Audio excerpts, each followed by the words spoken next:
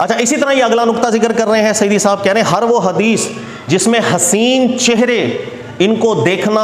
اور ان سے حاجتیں طلب کرنا، مددیں مانگنے کا ذکر ہے، کہہ رہے ہیں یہ سب حدیثیں جھوٹی اور من گھڑت ہیں۔ یہ ہوا کہ حسین چہرے کی کیا بات ہے، یہ بدقسمتی ہے۔ اسلام جب سے آگے بڑھا، صدیاں گزر گئی، یاد رکھیے گا بہت فتنے آئے ہیں اس کو بدنام کرنے کے لیے۔ اللہ رب العزت کا شکر رہا ہے، کرم رہا ہے، اس امت کے اندر اللہ نے ایسے ایسے ہیرے پیدا کیے، انہوں نے فائٹ کی ہے۔ علماء کرام نے ہر میدان کے اندر فائٹ کی، زبان سے فائٹ کی، جہاں جس ضرورت کا فتنہ آیا اس حساب سے ان سے فائٹ کی ہے۔ یہی مطلب ہے اللہ کے رسول صلی اللہ علیہ وسلم کے بعد جو امت اس پیغام کو آگے لے کر کے گئی۔ اب ہوا یہ کہ صوفیاء کا دور جس وقت ایسا تھا کہ بگڑ گئی تھی، تصوف بگڑ گئی، 2 نمبری صوفیاء نے راج کیا، صدیوں راج کیا، یاد رکھ لیجئے گا۔ اور اس اپنے راج کے پیمانے کے اندر یہ لوگ، ظاہر ہے وہ استمداد، استغاثے، یہ سب چیزیں آ گئیں۔ اب وہ میں مطلب کچھ اچھا بھی نہیں لگ رہا جملے ادا کرتے ہوئے، حسین چہروں کو یعنی حسن سے متاثر ہو جایا کرتے تھے، بد نگاہیاں کر رہے ہیں، سب کچھ کر رہے ہیں۔ اچھا مرید اگر کبھی اعتراض کر دیتے نا، پیر صاحب کیا چکر ہے، آپ تو تارتے اتنا ہے عورتوں کو کہ بس، اس کے علاوہ جو حسین مرد بھی ہوتے تھے، امرد جسے کہا جاتا ہے، بے ریش لوگ، ان کو بھی بھائی ان کے ساتھ بھی صحبتیں، اور ایسی ایسی صحبتیں کہ جو اخلاق سے گری حرکتوں پر مشتمل ہو۔ جب مرید اعتراض کرنے لگ گئے نا، تو ایسے صوفیاء نے پھر 2 نمبر حدیثیں بنانا شروع کر دی۔ وہ 2 نمبر حدیثیں مختلف قسم کی ہیں، مثلاً کہ حسین چہروں کو دیکھا کرو، حسین چہروں کے پاس جایا کرو، اس سے آنکھیں تیز ہوتی ہیں، ان سے مدد بھی مانگا کرو، یہ کیا، اس طرح کی انہوں نے حسین چہروں کی حدیثیں بنا لی۔ اب اللہ کے نبی علیہ الصلوۃ والسلام کے مبارک اور مقدس نام کے ساتھ جس وقت جوڑ دی، لوگ متاثر ہو جاتے تھے۔ اب آج تک ایسی روایت سے لوگ استدلال کرتے ہیں، کیا کریں؟ اور پھر صوفیاء کا نام جڑ جاتا ہے، پھر لوگ ابے تمہیں کیا پتا، تم لوگ جو ہے نا راوی کھیلتے رہتے ہو، سند متن۔ صوفی تو وہاں سے علم حاصل کرتا ہے جہاں سے ایک محدث اور محقق کر ہی نہیں سکتا ہے۔ پھر ایسے ڈائلاگز ہمیں سننے کو مل جاتے ہیں۔ لہٰذا بہت اچھی بات انہوں نے کی ہے، یہ سب جھوٹی اور من گھڑت روایتیں ہیں۔ ہر وہ حدیث جس میں حسین چہرے والوں کی مدح اور ثنا ہو، اور انہیں دیکھنے اور ان سے اپنی حاجتیں طلب کرنے کا حکم ہو، اور یہ کہ آگ انہیں نہیں چھوئے گی، یہ سب جھوٹی حدیثیں، ٹھیک ہے۔ اچھا اس کے بعد پھر مزید آگے کہہ رہے ہیں کہ جس حدیث میں معین تاریخ بیان کر دی ہو کہ جب فلاں سن ہوگا، فلاں مہینہ ہوگا، تو فلاں واقعہ ہوگا، جیسے مختلف روایتوں میں آتا ہے جب محرم میں چاند گرہن ہوگا تو مہنگائی ہوگی، یا جنگ ہوگی، یا سلطان مشغول ہوگا، اور جب سفر میں چاند گرہن ہو تو ایسا ہوگا۔ اسی طرح 12 مہینوں سے متعلق جو حدیثیں ہیں، کہہ رہے ہیں یہ سب بناوٹی اور جھوٹی حدیثیں ہیں۔ آسان الفاظ کے اندر نا، جب فلاں تاریخ کو ایسا ہوگا تو ایسا ہو جائے گا، ایسی روایات کو جب علماء نے کلیکٹ کیا گیا تو تقریباً تمام کی تمام روایات جھوٹی ہی نکلیں۔ اس لیے اس کو ایک باقاعدہ ضابطے کے طور پر سیدی صاحب ذکر کر رہے ہیں، ایسی روایتوں کے متن کو ہم قبول نہیں کریں گے، وہاں سند بھی نہیں دیکھیں گے۔ اگلا نقطہ ذکر کر رہے ہیں کہ جس حدیث میں طب کے اوصاف بیان کیے گئے ہوں، مثلا یہ روایتیں، ہریسہ کمر مضبوط کرتا ہے، مچھلی کھانے سے ذہانت چلی جاتی ہے،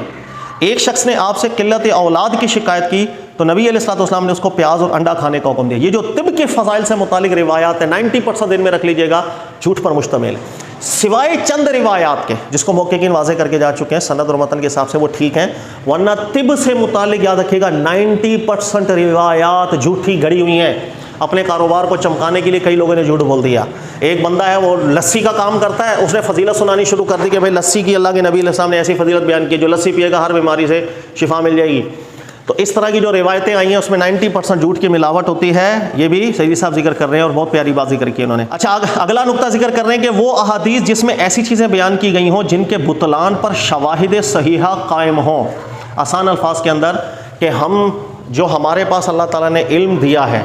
عقل و شعور کا، ہم اس سے کسی چیز کا صحیح اور باطل ہونا جب اسٹیبلشڈ کر دیں، چاہے وہ سائنٹیفکلی ہو کسی بھی طریقے کار سے ہو۔ اب ایک روایت آ جائے جو اس کے بالکل اپوزٹ ہوگی تو ہم منع کر دیں گے، نہیں ایسی بات نبی علیہ السلام کی بالکل نہیں ہے، آپ غلط بول رہے، چاہے سند ٹھیک ہو غلط ہو، اس لیے کہ جو بات اللہ کی ہے اس کے رسول صلی اللہ علیہ وسلم کی وہ غلط ہو نہیں سکتی۔ یہ لوگوں کی بنائی ملاوٹیں ہیں جو بعد میں حدیث کے باب میں انہوں نے پیدا کر دی۔ اس کی مثال دے رہے ہیں، جیسے کہہ رہے ہیں کہ جیسے ایک روایت آتی ہے ایک پرٹیکولر شخص کے متعلق کہ وہ شخص ایسا تھا کہ 3335 ہاتھ لمبا تھا۔ حضرت نوح علیہ السلام کا جب طوفان آیا تھا تو وہ پورا طوفان میں پہاڑ ڈوب گئے، لیکن وہ پہاڑ اس کے ٹخنوں تک بھی نہیں آتا تھا۔ وہ سمندر سے مچھلیاں نکالتا تھا، سمندر سے مچھلی نکالتا تھا اور سورج کے آگے رکھ کے بھون کے کھاتا تھا۔ کہہ رہے ہیں حدیث کی تمام تفصیلات یہ جھوٹی ہے، موضوع ہے، لوگوں نے بنائی ہوئی ہے، رسول اللہ صلی اللہ علیہ وسلم کا مبارک مقدس نام لے کر کے۔ یہ بھی پیارا، بہت پیارا ضابطہ ہے۔ اسی کو میں نے اپنا ایک کلپ بیان کیا تھا، اسٹیبلشڈ ہو جائے، اگر کبھی بھی سائنٹیفک کوئی ہمارے سامنے نظریہ اسٹیبلشڈ ہو جائے تو یہ بھی ایک ریزن ہوتی ہے حدیث کو ضعیف کہنے کے لیے۔ اس لیے کہ حدیث کا نبی پاک علیہ الصلوۃ والسلام کی فرمان عالی شان ہونا قطعی بات نہیں ہوتی، ظنی بات ہوتی ہے، اور اس کے اوپر جس وقت شواہدات جیسے انہوں نے ذکر کیا نا کہ شواہد صحیحہ قائم ہو جائے تو حدیث ضعیف ہو جاتی ہے، ٹھیک ہے نا، تو ہم اس کو کہہ سکتے ہیں۔ ہاں یہ ضرور ہے کہ وہ بالکل ہمیں ایک مہارت ہونی چاہیے، کبھی کبھی لگ رہا ہوتا ہے کہ حدیث باطل لیکن ہوتی نہیں ہے، اس لیے کہ وہ مطابقت کے اندر جاری ہوتی ہے، ہمیں سمجھ کا بھی غلطی لگ جاتی ہے نا، اس لیے کہ عربی میں ہماری مہارت نہیں ہے، ہم اس کی ٹرانسلیشن اکثر کر کر کے بہت دھوکے کھاتے ہیں۔ اگلا نقطہ ذکر کر رہے ہیں کہ ہر وہ حدیث جو صریح قرآن پاک کے مخالف ہو، ہاں بالکل ظاہر ہے اس کا متن قابل قبول نہیں ہوگا۔ اچھا یہ جملہ انہوں نے اچھا لکھا ہے، جو صریح قرآن کے مخالف ہو۔ کبھی کبھی ہوتا یہ ہے کہ قرآن پاک کے مخالف کچھ روایتیں لگ رہی ہوتی ہیں لیکن ہوتی نہیں، بلکہ وہ عین مطابق ہوتی ہے قرآن پاک کے۔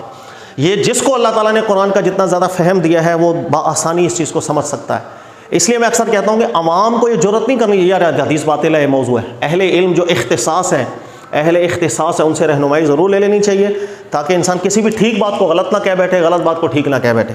ٹھیک ہے۔ اچھا اسی طرح اگلا نقطہ ذکر کر رہے ہیں کہ اسی مخصوص دنوں اور مخصوص راتوں کی نمازوں کے متعلق جو حدیث ہیں وہ اکثر موضوعات ہیں، جیسے اتوار کی نماز، پیر کی نماز، ہفتے کی نماز، یہ جو ہے رجب کی پہلی تاریخ کو اتنی رکعتیں پڑھو گے تو اتنا ثواب، کہہ رہے ہیں کہ یہ جو معین کر کے جو نمازوں کے فضائل آ جاتے ہیں نا، کہہ رہے ہیں عموماً اس کے اندر جھوٹی روایات زیادہ ہیں۔ اگلا نقطہ ذکر کریں کہ شعبان کی 15ویں شب سے متعلق بھی جھوٹی روایات بہت زیادہ ہیں۔ اب میں جلدی جلدی پڑھ رہا ہوں۔ اگلا نقطہ ذکر کر رہے ہیں کہ ہر وہ حدیث جس کے متن کے اندر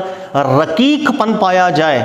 کہ کان سنتے ساتھ متنفر، ایک نفرت محسوس کرنے لگ جائے، کہہ رہے ہیں کہ بالکل وہ رسول اللہ صلی اللہ علیہ وسلم کا فرمان عالی شان نہیں ہو سکتا۔ جن کے اخلاق کی ضمانت قرآن نے ذکر کی ہے اور الفاظ میں رقیق پن آ جائے گا، بالکل وہ نبی علیہ الصلوۃ والسلام کی مبارک فرمان عالی شان ہو ہی نہیں سکتا ہے، ٹھیک ہے۔ اگلا نقطہ ذکر کر رہے ہیں کہ ہر وہ حدیث جس کے اندر سیاہ فاموں کی مذمت ہے، کہہ رہے ہیں وہ حدیث نبی علیہ السلام سے ثابت تھی، جھوٹ باندھی گئی تھی۔ کئی لوگوں نے وہ نا کالا گورے کی جو جنگ ہوتی ہے تو سیاہ فاموں کے لیے حدیثیں گڑھ دیں، کسی نے گورے کے لیے حدیثیں گڑھ دیں، کہہ رہے ہیں نبی علیہ السلام کی وہ حدیثیں نہیں ہیں۔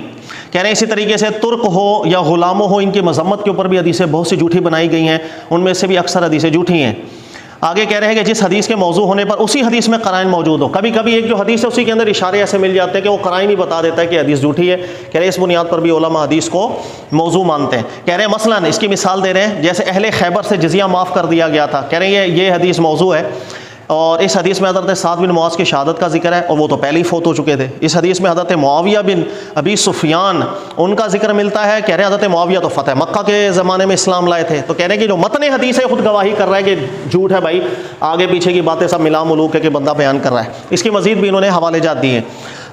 19 نمبر نقطہ ذکر کریں، اولاد کی مذمت میں تمام احادیث جھوٹی بنائی گئی ہیں۔ مثلا یہ حدیث جھوٹی ہے، اگر تم میں سے کوئی شخص 160 کتے پالے تو ایک بچہ پالنے سے بہتر ہے۔ اولاد کی مذمت کے اوپر حدیث آ گئی، یعنی ایک بچے کو پالنا 160 کتوں کو پالنا وہ زیادہ بہتر ہے بچے کو نہ پالنا، یہ جھوٹ بنایا گیا سب۔ اسی طرح نمبر 20واں نقطہ ذکر کر رہے ہیں سعیدی صاحب کے مستقبل کی تاریخوں کے متعلق احادیث اکثر جھوٹی ہیں۔ مثلا جب 135 سال گزر جائیں گے تو حضرت سلیمان علیہ السلام نے جن قیدیوں کو قید کیا تھا وہ سب نکل آئیں گے۔ یہ جو مستقبل کی تاریخوں کے حوالے سے عموماً احادیث آتی ہیں، زیادہ تر یہ بھی جھوٹ پر مبنی ہوتی ہیں، اپنی طرف سے لوگوں نے بنا دی ہوئی ہیں۔ کہہ رہے ہیں قرآن مجید کی صورتوں اور اس کے پڑھنے کے متعلق جو ثواب ہے، کہہ رہے ہیں اس میں بھی اکثر حدیثیں موضوع ہیں، یہ صورت پڑھیں گے تو اتنا ثواب، جیسے سورہ رحمان قرآن کی دلہن ہے، جھوٹی حدیث ہے۔ سورہ یاسین قرآن کا دل ہے، کتنی مشہور روایت ہے لیکن یہ جھوٹی روایت ہے۔ تو اس طرح یہ اکثر جو صورتوں کی فضیلت کی حدیث ہیں اکثر یہ موضوع ہیں، ہاں کچھ ثابت بھی ہیں، اکثر موضوعات ہیں، سب کو الحمدللہ علماء واضح کر چکے ہیں۔ اچھا اسی طرح کہہ رہے ہیں حضرت ابو بکر صدیق رضی اللہ تعالیٰ کی فضیلت میں بھی بہت سی حدیثیں جھوٹی بنائی گئی ہیں، جیسے قیامت کے دن اللہ تعالیٰ لوگوں کے لیے عام تجلی فرمائے گا اور حضرت ابو بکر صدیق کے لیے خاص تجلی فرمائیں گے، کہہ رہے ہیں جھوٹی روایت ہے، لوگوں نے بنا لی۔ آگے کہہ رہے ہیں جو کچھ اللہ نے ہمارے سینے میں ڈالا تھا ہم نے ابو بکر کے سینے میں ڈال دیا، کہہ رہے ہیں یہ بھی جھوٹی روایت ہے۔ جب اللہ تعالیٰ نے روحوں کو پسند کیا تو حضرت ابو بکر کی روح کو پسند کیا، یہ بھی جھوٹی روایت ہے۔ تو فضیلت میں بھی بہت سی جھوٹ بنائے گئے ہیں، حضرت ابو بکر سے متعلق بھی ہے، حضرت عمر فاروق سے متعلق بھی ہے، حضرت علی کے حوالے سے بھی ہے، دیگر صحابہ کے حوالے سے بھی ہے۔ اسی لیے اگلا نقطہ نمبر 23 ذکر کر رہے ہیں کہ حضرت علی کی فضیلت میں بہت زیادہ جھوٹی روایتیں بنائی گئی ہیں، یہاں تک کہ محدث ابو یعلا نے ذکر کیا کہ رافضیوں نے 3 لاکھ سے زیادہ حضرت علی کے حوالے سے جھوٹی روایتیں بنائی ہیں، جس میں فضائل کی روایتیں بھی شامل ہیں۔ اسی طرح کہہ رہے ہیں پوائنٹ نمبر 24 کے امام شافعی اور امام ابو حنیفہ کے ناموں کے ساتھ ان کی فضیلتوں میں جو حدیثیں بنائی گئی ہیں وہ جھوٹی روایتیں۔ کئی روایتوں میں امام شافعی کا ذکر ہے، کئی روایتیں آئی تھیں نا، یا میری امت کے اندر ایک شخص ہوگا ابو حنیفہ اس کا نام ہوگا، وہ میری امت کا سراج ہے، جھوٹی روایتیں علماء واضح کر کے جا چکے، جھوٹ کی بنیاد پر استدلال نہیں کرتے۔ آگے کہہ رہے ہیں اسی طرح بنو امیہ کی مذمت کے اندر جو حدیثیں بنائی گئی ہیں وہ بھی جھوٹی ہیں، بنو امیہ کی مدح کے اوپر بھی بہت زیادہ روایتیں گڑی گئی ہیں، جھوٹی ہیں، یزید کی، ولید کی ناموں کے ساتھ جو مذمت حدیثوں میں آئی ہیں جھوٹی ہیں، اسی طرح بغداد، بصرہ، کوفہ، اسقلان، کہہ رہے ہیں ان سب شہروں کے حوالے سے جو مذمت کی حدیثیں جھوٹی ہیں، اولاد عباس پر دوزخ حرام ہونے کی روایتیں جھوٹی ہیں، حضرت ابو موسیٰ کی مذمت میں حدیثیں جھوٹی ہیں، جس حدیث میں کہ فلاں شہر جنت کے شہروں میں سے ہے اور فلاں شہر دوزخ کے شہروں میں سے ہے، کہہ رہے ہیں یہ روایتیں بھی جھوٹی ہیں۔ ایمان میں کمی بیشی کی نفی اور اس بات میں احادیث بہت سی جھوٹ بنائی گئی ہیں، پھولوں کی فضیلت کے اندر بھی حدیثیں جھوٹ بنائی گئی ہیں، مثلا نرگس اور گلاب کے بارے میں، اور یہ سب حدیثیں جھوٹی ہیں۔